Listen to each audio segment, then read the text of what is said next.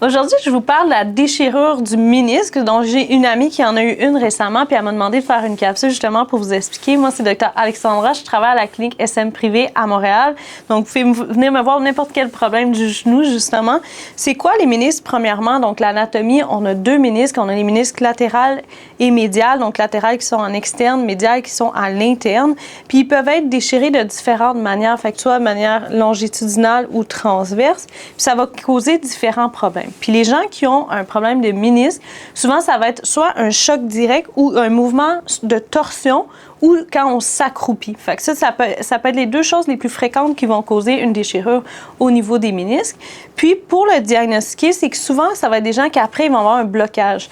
Parce que le ménisque, il va comme, la partie qui va être déchirée peut se relever, puis ça va faire que le genou va rester pris parce que la partie du ménisque va l'empêcher de descendre complètement. Fait que ça, c'est un peu le symptôme typique qui nous oriente justement vers possiblement que c'est le ménisque. Parce que quand on a une douleur au genou, un genou qui est super enflé, quelqu'un qui vient d'avoir un trauma, c'est pas toujours facile de savoir c'est-tu le ligament, c'est-tu le ménisque, etc. Puis il va y avoir de la douleur.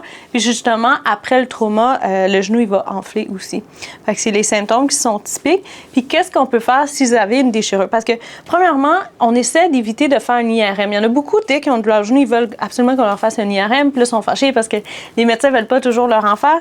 Parce qu'on va le faire seulement si, disons, vous faites tous les traitements conservateurs qui sont soit la physio, au début, on va mettre de la glace, on va élever la jambe, on va faire des massages, puis de la rééducation pour pouvoir stabiliser le genou. Parce que les ménisques servent justement à stabiliser, à absorber les chocs.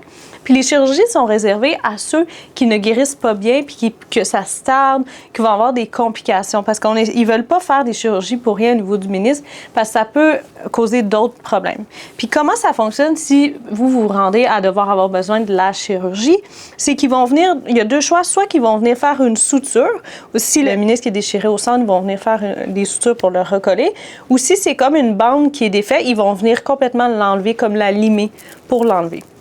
Ils font ça par arthroscopie, ça veut dire ils vont faire 3 trous au niveau du genou, puis ils vont rentrer pour aller faire cette procédure-là.